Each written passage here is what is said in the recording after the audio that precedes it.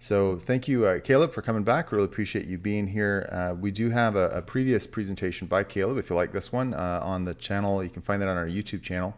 If you search for Reasonable Faith Virtual Chapters, you'll find it. And he made an argument from miracles.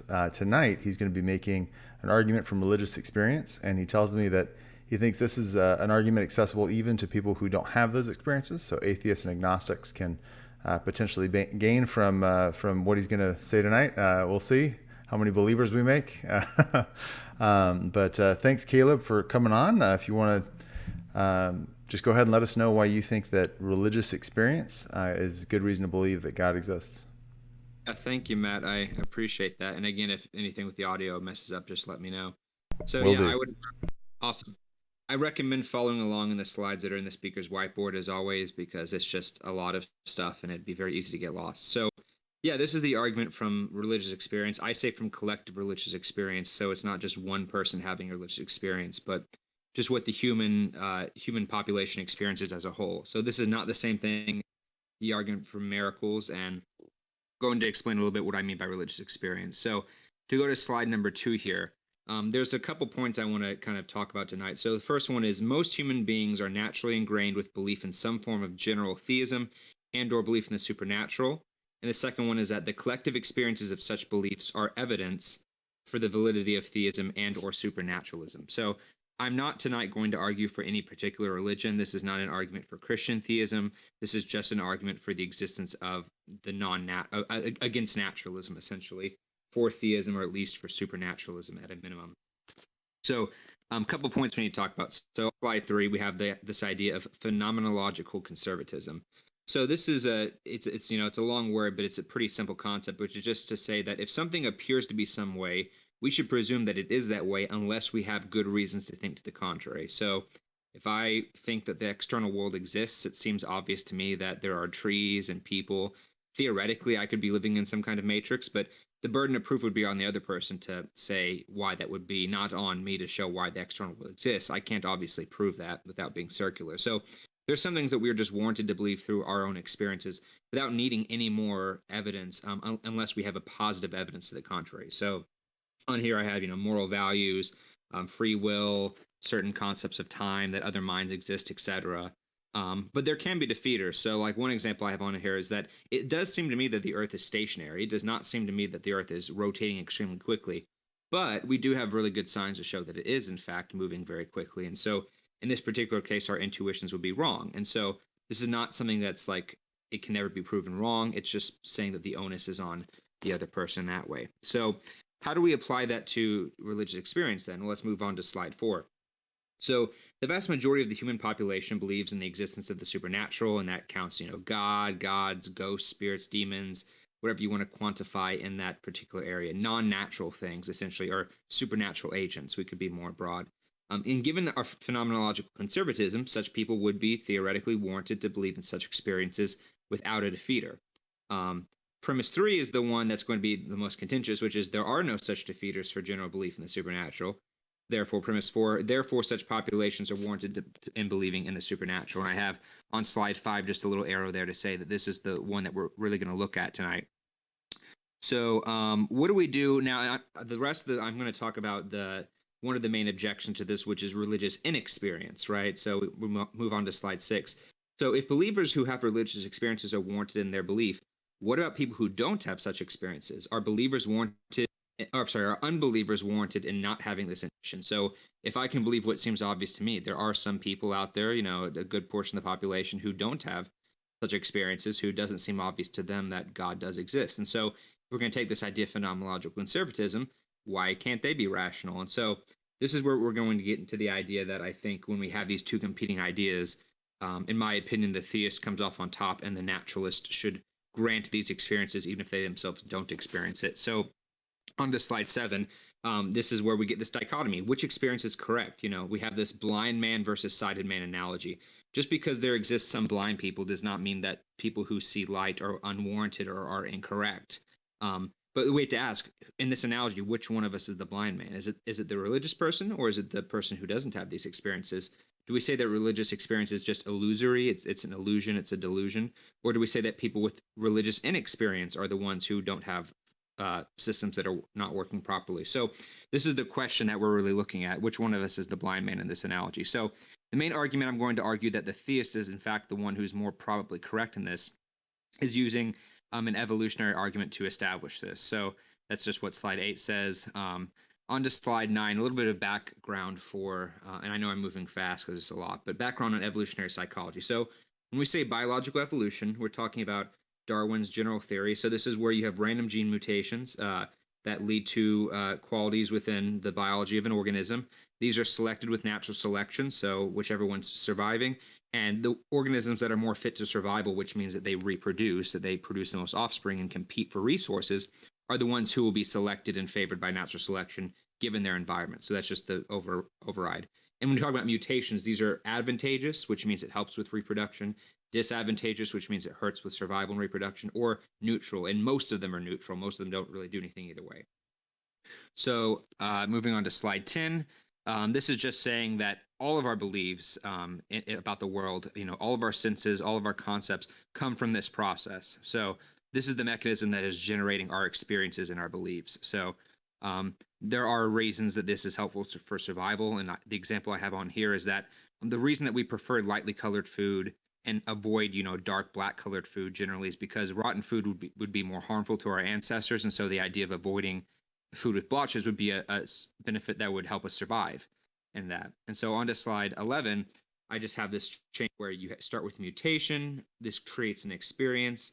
This creates belief. This creates behavior, and that behavior is then selected. So I know I'm throwing all of that a lot on, but what does this have to do with what we talked about earlier? Well, when we're looking at beliefs and experiences, whether they're religious experiences or religious non-experiences, we have to ask what's generating them, and is this process reliable?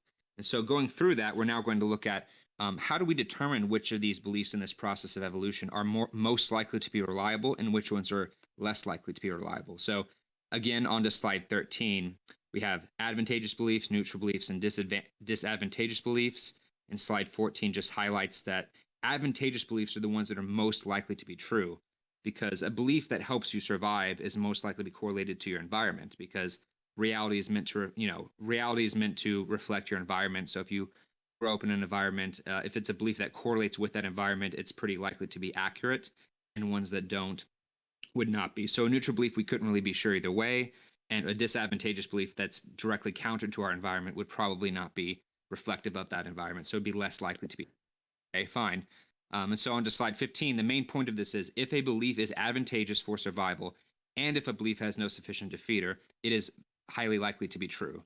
That is the standard and the criteria I'm using in this idea when we're talking about evolutionary psychology. Okay, so what do we do then with religious belief once we've established this? Well, slide 16 establishes the main argument. Premise 1, a belief which leads, typo there, which leads to continually advantageous behavior within an organism's environment probably represents an accurate depiction of said environment unless a sufficient defeater exists. Premise 2, theistic belief leads to advantageous behavior, no sufficient defeater exists. Therefore, premise 3, therefore, theistic belief probably represents an accurate depiction of the environment. And I didn't put it on there, but that would follow that, therefore, theistic belief is probably true. Okay, so what's the justification for premise 1? Why should we argue with what I just said in terms of why should we think that advantageous beliefs are, in fact, more likely to be true? Well, on to slide 18, I kind of just summarize here, and this is too complicated to go into detail, but Alvin Plantinga is well known for his argument called the evolutionary argument against naturalism. And the short version of that is just that if you don't think evolution is truth-seeking, if you think that these mutations are not correlated to reality and they're only for survival, then this would undermine how we do science. This would undermine our common senses, and we wouldn't really be able to know anything to be true or false because it would only be for survival. And so to get around this, of course, we could say, well, yes, evolution would preserve true beliefs because true beliefs are more likely to be advantageous. And so this is basically just saying that, yes, we can agree that a belief that is good for survival is probably accurate unless we have, good reasons to think to the contrary. And if you deny that principle, then you would have to throw out most of our senses and experiences. All right, well, what about premise 2? Is religious belief advantageous? So on the slide 20 here, I have a meme about people who say, oh, we're all born atheists until someone lies to us. This is a common internet trope. But on to slide 21, this is actually not what the neuroscience tells us. Humans are born with what's called a hyperactive agency detection device, HAD for short. And this basically creates pattern seeking behavior. This is how we do science. It's why we have inferences, but it's also why we see. So, the common example is that a Neanderthal sees the grass move. It could be the wind, or it could be a tiger in the grass. And so the man's going to run away either way, because if he runs away and he's wrong, nothing bad happens. But if he doesn't run away and he ends up getting eaten by the tiger, he's not going to be able to reproduce. And so it's beneficial for our minds to associate agency in this way. This is why we see things that are supernatural. This is why we attribute to them. And studies show that infants, especially really young toddlers, do believe in this sort of agental kind of thing. They usually believe in multiple ones, actually. And Justin Barrett, who I have cited here in this book, Born Believers, it's a pop level book, but it's really good on the science, argues this extensively in terms of we have pretty good data to think that toddlers do believe this stuff from a young age. Now, they don't believe in any particular God, obviously, but they do believe in the general concepts of agents that are invisible and interacting. And so that's kind of the point of that. And we've also been able to connect religious experiences with the brain, where we probe them. And so this just shows that there's a biological basis. This is not just something that we develop culturally. Yes, we do develop specific aspects of religion culturally, but the actual experiences themselves do have a biological basis. On to 22. Now, I don't have all the citations for these because it's a lot. But if you check out Justin Barrett's book on this, I would also recommend William Alston's book, Perceiving God, and a few others. But this is just a summary in terms of why we should think this kind of hyperactive agency detection is useful for survival. Most people are supernatural. Most people believe in the supernatural. That's true historically and today. That's actually growing. Although secularism is growing in the West, globally, religion is actually growing because religious people have higher population rates, birth rates. Religious people have higher birth rates, as I said. Belief in higher power, watching you makes you more inclined to do the right thing. They've actually done studies where if you tell a child that, they'll go out of the room and it'd be like, okay, here's a thing of cookies. If I leave, don't eat one, and the child will eat it and lie. But if you tell them that there's an invisible person watching them in the room that they're going to tell you, the child's more likely to not eat the cookie. And so this idea of a higher power watching us makes more sense with us surviving as a social species and keeps people in check. And so the idea of God overwatching this would make us more socially adapted in that way. Again, it's been religion's always been foundational for most societies.